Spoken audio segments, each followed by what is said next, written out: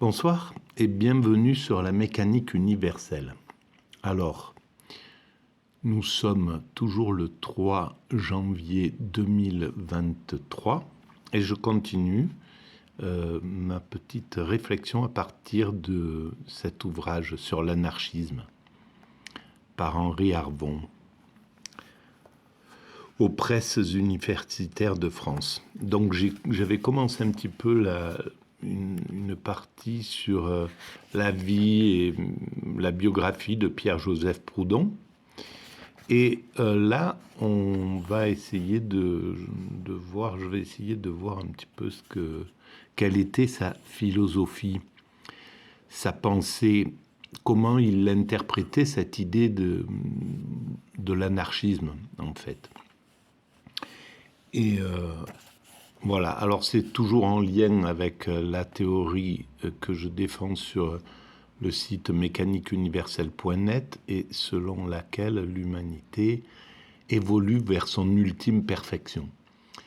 Et cette perfection a quelque chose à voir justement avec l'anarchisme, mais pas qu'avec l'anarchisme, avec la spiritualité, donc avec le libéralisme, avec le communisme, avec l'ensemble du meilleur de chaque idéologie et de chaque spiritualité.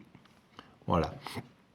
Donc nous allons vers notre ultime perfection qui est une perfection, la fraternité, la justice, la paix universelle et l'extase facile.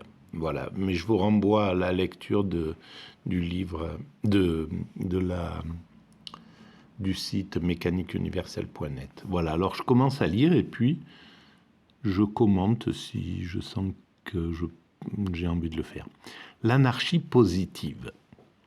Rien de plus facile que de faire des gorges chaudes des contradictions de la pensée proudhonienne. Bon,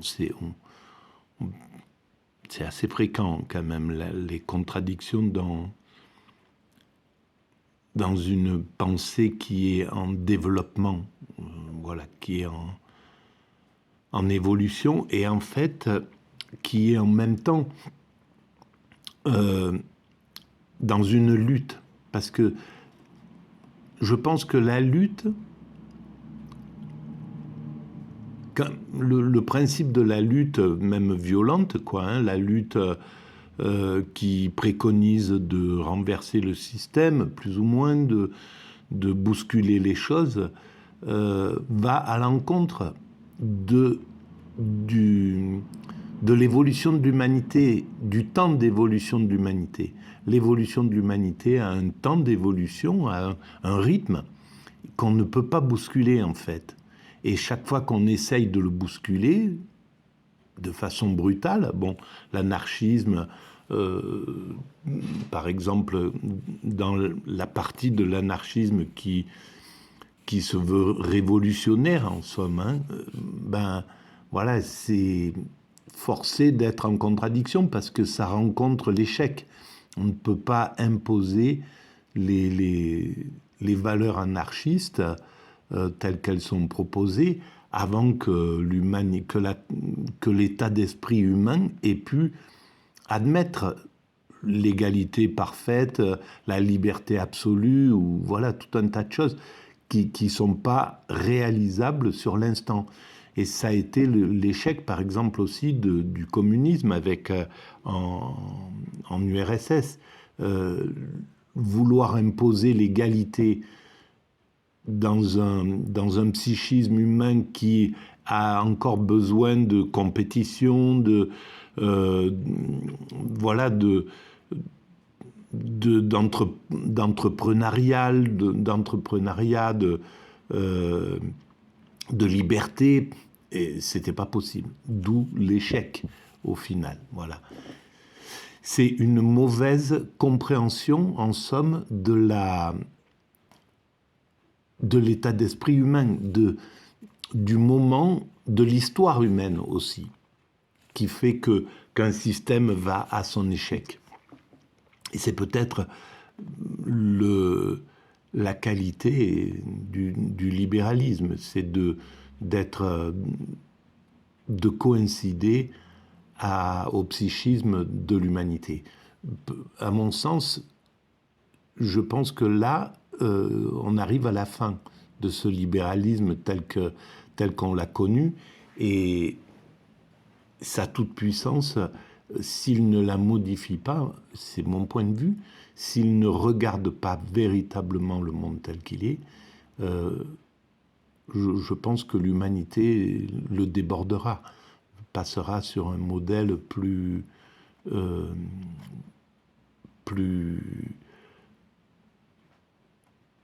cohérent avec le niveau de conscience atteint par l'humanité.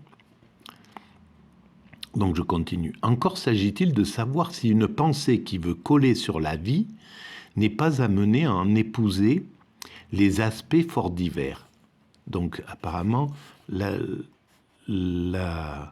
vision, la pensée de Proudhon voulait coller à la vie, voulait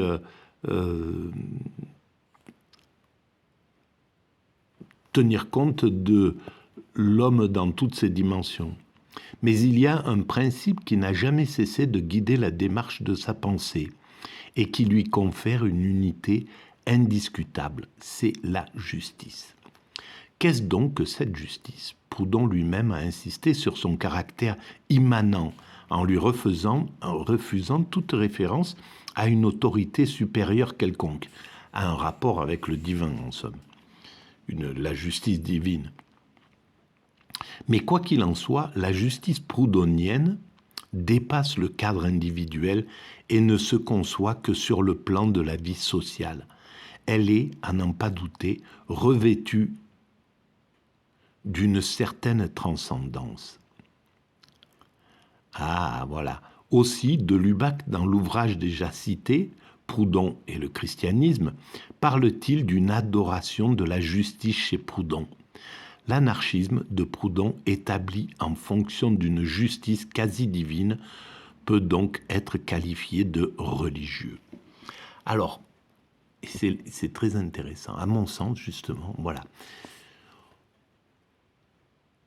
C'est intéressant de penser pourquoi il y a cette justice, pourquoi l'humanité est apparue déjà dans la grande évolution du vivant, pourquoi notre espèce s'est séparée des lois de la nature, qui gèrent complètement le monde animal, qui gèrent à travers les instincts le monde animal. Le monde animal ne se pose pas de questions.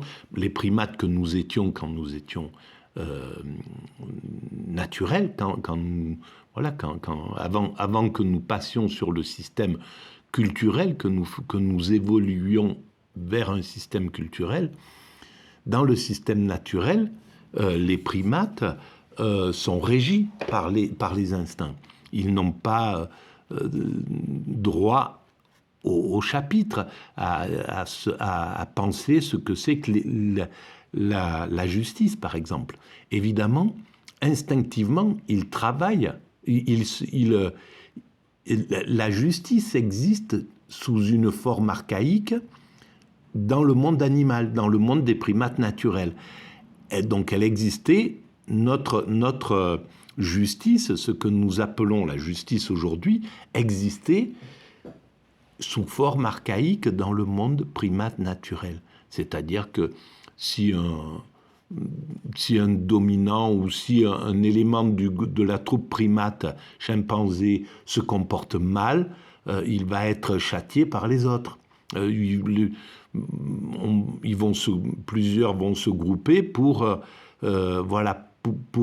alors c'est une justice qui a la justice simplement de la nature, qui n'est pas parfaite.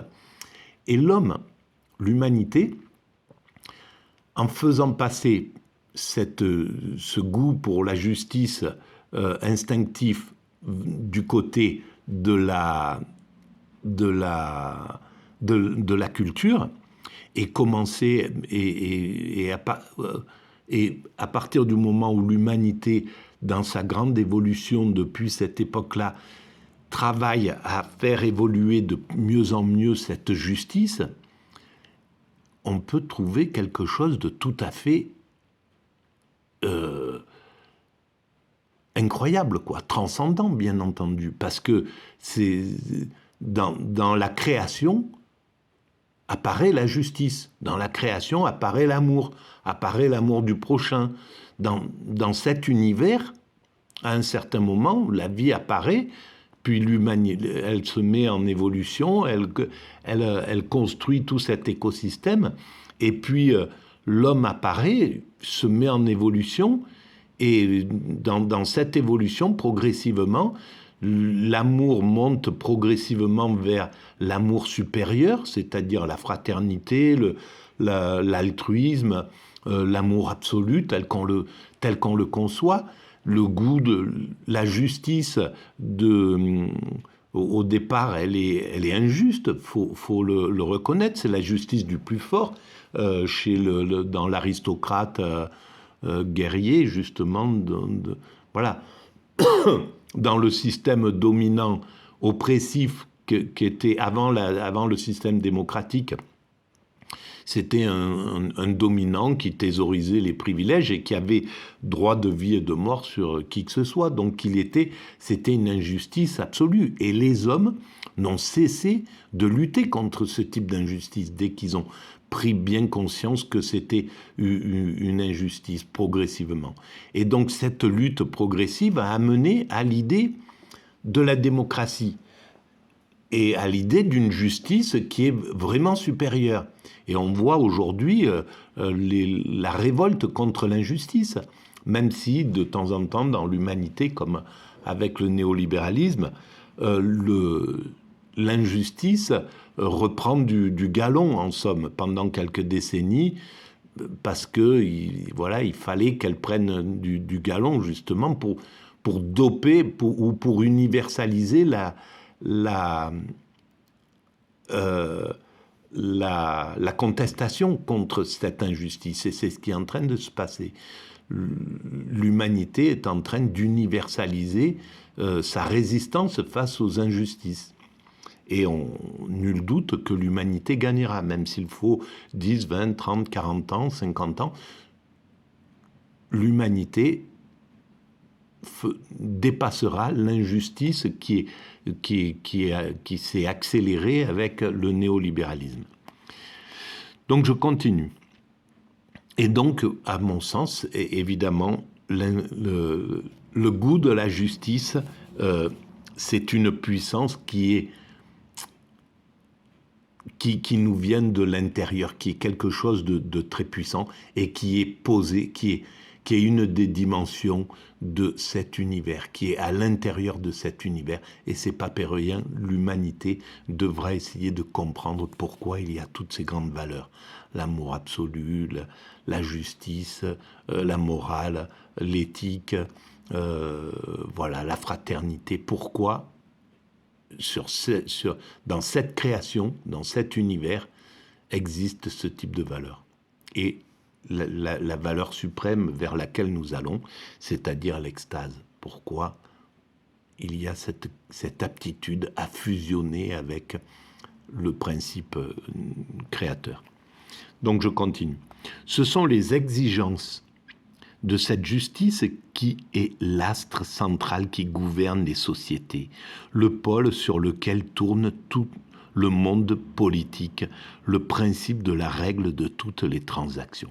Alors, je découvre en même temps que je lis, et c'est extraordinaire, c'est très juste. Ce sont les exigences de cette justice qui est l'astre central qui gouverne les sociétés, le pôle sur lequel tourne le monde politique, le principe et la règle de toutes les transactions. C'est ça la base. Elle est, même si elle est abusée, maltraitée, même si elle développe toute l'intelligence perverse pour pouvoir abuser, pour pouvoir être injuste dans la légalité, comme on voit le monde tel qu'il est. Hein, le monde nous montre toutes ces facettes d'injustice. Mais la justice, c'est le cœur. Parce qu'il y a la lutte constante contre l'injustice. Et on lutte tout le temps contre l'injustice. Au niveau universel en plus, au niveau du monde complètement. Là, on est passé à un niveau universel. C'est l'espèce humaine dans son ensemble qui lutte contre les injustices et qui, en même temps, se fédère, se solidifie et s'unifie l'humanité. Voilà, donc je continue. Qui dicte sa diatribe. Donc, voilà, c'est la lutte contre les injustices qui dicte sa diatribe. La justice qui dicte sa diatribe célèbre contre la propriété privée. Voilà, en fait, la propriété, c'est le vol pour Proudhon. Et donc, ce goût pour la justice, et surtout pour quelqu'un, quand on a vu la vie qu'il a eue, cette valeur suprême qui est la lutte contre les injustices, l'a poussé à imaginer que la propriété, c'est le vol. Le droit d'occupation est injuste et barbare puisqu'il exclut, au bénéfice du premier occupant, le droit des derniers venus. Bien sûr, la propriété ne peut même pas se prévaloir d'une utilité publique puisqu'elle amène tout un cortège de misère, chômage, surproduction, faillite et ruine. Et bien entendu, et on sait bien que c'est quelque chose qui est à l'origine des souffrances. Pas simplement ça, mais la propriété est un des marqueurs importants de violence, de souffrance, d'orgueil, de narcissisme. Il y a tout un tas de nos pulsions qui y trouvent son pétrole, en gros. Et évidemment, selon moi, l'humanité, quand je dis l'humanité va vers son ultime perfection, l'extase, évidemment que lorsqu'on aura atteint cette ultime perfection, dans quelques siècles, il me semble, à mon avis, il n'y aura plus de propriété. Tout appartiendra, tout sera commun à l'humanité. C'est clair qu'on arrivera à un point comme ça, mais il faut encore beaucoup de temps. Et évidemment que si tout est commun, si tout est à disposition, il y a un paquet de choses qui vont disparaître. Le goût du vol, le goût de la prédation, le goût de briller plus que les autres. Donc c'est évident que la propriété est quelque chose qui, pour moi, est voué à disparaître. Mais pas tout. Il faudra encore des siècles d'évolution psychique, technique, sociale, intellectuelle, morale, etc., pour atteindre cet état-là. Mais l'humanité atteindra cet état. Voilà, à mon sens. Et l'humanité a connu un monde sans propriété. Lorsque nous étions chasseurs-cueilleurs, voilà, on est capable, il y a encore des sociétés qui sont capables de ne pas s'intéresser du tout à la propriété, à vivre pleinement leur existence. Donc, et puis, il y a de nombreuses sociétés pour lesquelles la propriété n'a pas vraiment d'importance, quoi. Et c'est même en plus quelque chose d'assez fort du côté occidental. Et l'Occident devra lâcher prise dans sa toute-puissance. Et donc d'autres valeurs vont monter, à mon sens. Je continue. La propriété ne peut même pas se prévaloir, d'une utilité publique puisqu'elle amène tout un cortège de misère, chômage, surproduction, faillite et ruine. Mais si Proudhon condamne la propriété privée, il n'est pas moins sévère pour la notion de la propriété collective. Bien sûr, et il a raison dans ce sens-là, la propriété collective n'est pas... Et ça a été le problème de la Russie. C'était valable, la propriété collective pourrait être valable dans un monde où la conscience humaine est arrivée à ce degré-là. Mais tel qu'il était, il y avait des gens qui géraient pour d'autres ce principe-là et qui ça collait pas avec les désirs de chacun. Donc c'était pas quelque chose qui était possible quand ce collectivisme s'est imposé, a été imposé en Russie ou ailleurs.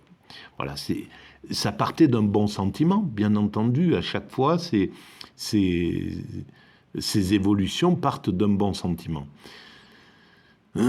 Alors, peut-être que la propriété collective correspondra à quelque chose dans un siècle ou dans 2 siècles. C'est probable, c'est possible. Quand l'humanité sera passée sur un fonctionnement universel, chose vers laquelle nous allons, puisque nous avons construit toutes les structures universelles pour fonctionner, l'Organisation mondiale du commerce, l'Organisation mondiale de la santé, l'ONU, l'UNESCO, l'Organisation mondiale du travail, etc. Nous sommes en train de constituer un système universel. Et peut-être que dans un siècle, il sera vraiment abouti, ce mouvement. Et à ce moment-là, peut-être que, oui, la propriété collective, mais universelle, sera quelque chose de possible. Voilà, c'est difficile de réfléchir à ce principe-là. En tout cas, aujourd'hui, on ne peut pas imaginer, on peut le voir sous la vision de Big Brothers ou sous une vision avec une conscience beaucoup plus élevée et universelle et bienveillante. Voilà, il y a les 2 visions qui sont possibles. Sous le régime libéral, ce sont les forts qui exploitent les faibles. Mais sous le régime communiste, ce sont les faibles qui exploitent les forts. Donc voilà, c'est quelque chose qui n'est pas vivable non plus, ni dans un sens ni dans l'autre. Donc pas de propriété, mais la possession, c'est-à-dire une sorte de propriété relative d'où serait banni tout abus grâce à un contrôle judicieux de la société. Évidemment, pour tous ces penseurs, tous ces philosophes, penseurs d'idéologie sont confrontés à l'idée qu'il faut arriver à maîtriser les abus, à trouver la solution pour qu'il n'y ait plus d'abus de l'humanité. Pour la mécanique universelle, c'est au niveau de la conscience que ça se passe. C'est-à-dire que c'est un travail lent, ne pas imposer quelque chose avant que la conscience soit déjà apte à le recevoir. Donc c'est un travail lent sur l'éducation, sur un développement de l'empathie, une régression des valeurs marchandes et des valeurs liées à la possession, qui vont faire que celui qui possède plus que l'autre a cet orgueil, etc., et donc soulève l'envie. C'est ce qu'a fait le néolibéralisme. Il a stimulé à bloc ce sentiment de possession, de domination, de richesse, d'être milliardaire, d'être de VIP, enfin tout un tas de choses que l'époque hippie qui était juste avant s'était complètement débarrassé. Le monde hippie, justement, prônait complètement l'inverse. Et donc, on peut vivre avec l'inverse. C'est qu'une question de valeur imposée par un système dominant. Là, à l'époque hippie, c'était le peuple qui s'est imposé lui-même ce type de valeur. C'était les idéalistes, ça n'a pas fonctionné parce que c'était trop tôt aussi, et puis ça se heurtait avec le capitalisme qui était en position de force. Mais on voit que c'est très possible pour l'esprit humain d'accepter complètement ce genre de choses. Et surtout dans les générations qui arrivent en général. Voilà.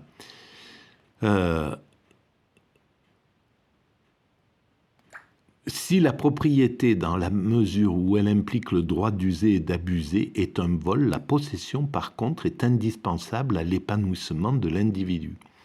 Il faut qu'elle reste au cœur de l'homme comme stimulant perpétuel du travail, comme l'antagonisme dont l'absence ferait tomber le travail dans l'inertie et la mort. Alors, ça, c'est valable tant que nous construisons l'humanité, techniquement.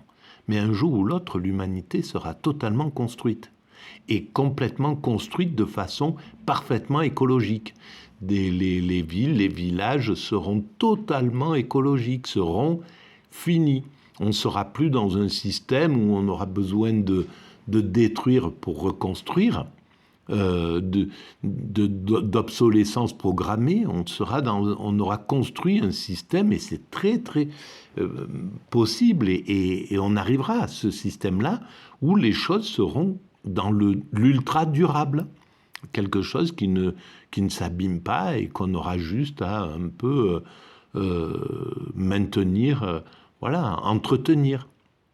Et donc s'il n'y a plus à construire, eh ben, il n'y a plus qu'à contempler, à s'aimer, à se promener, à utiliser cette planète comme un paradis dont elle a la vocation d'être en réalité.